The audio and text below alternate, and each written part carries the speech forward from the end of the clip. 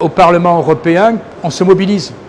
Vous savez, le Parlement européen dit qu'il a beaucoup de principes, qu'on a des valeurs.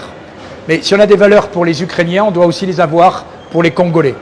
Et quelqu'un qui est tué injustement, qu'il soit africain, ukrainien ou de quelle que soit son origine géographique, il doit être respecté. Voilà pourquoi donc nous on est satisfait que désormais le Parlement européen ait pris cette décision sur les sanctions.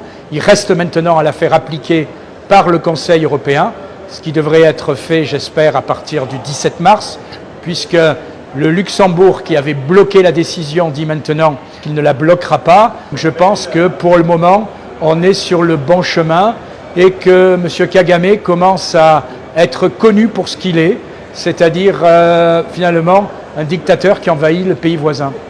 Cet accord entre l'Union européenne et le Rwanda doit être annulé. Voilà, c'est tout. Vous savez, moi je suis député européen, d'ailleurs j'ai commencé à m'intéresser et à piocher suite à cet accord, parce qu'au début on nous a dit qu'il y a un accord extraordinaire qui a été signé entre le Rwanda et l'Union européenne sur les minerais critiques qui garantit à l'Europe d'avoir ces minerais quand elle les achète et quand c'est nécessaire, et qui garantit au Rwanda d'être payé et surtout qui garantit la traçabilité de ces minerais. Alors moi je me suis dit, bon, si c'est gagnant-gagnant, tant mieux. Est-ce qu'on peut voir l'accord? Et en réalité, pendant 5 mois, on ne nous a pas donné cet accord extraordinaire. Enfin, quand vous faites quelque chose de bien, normalement vous en êtes fier, vous le donnez à tout le monde.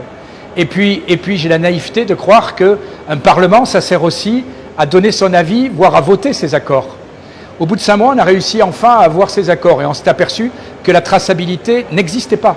La traçabilité dans cet accord, elle est purement déclaratoire.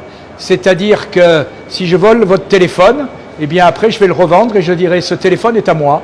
Et donc vous pouvez me l'acheter. Et c'est ça en réalité qu'il y a dans cet accord, c'est-à-dire une traçabilité qui est basée sur rien de sérieux, qui est basée sur les déclarations du vendeur. Alors forcément, le vendeur ne va pas vous dire « ah ben je l'ai volé ».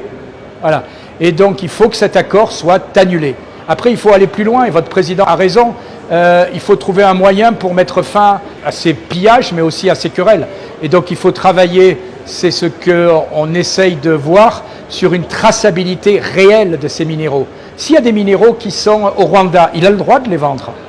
Mais il faut qu'il prouve qu'ils sont au Rwanda.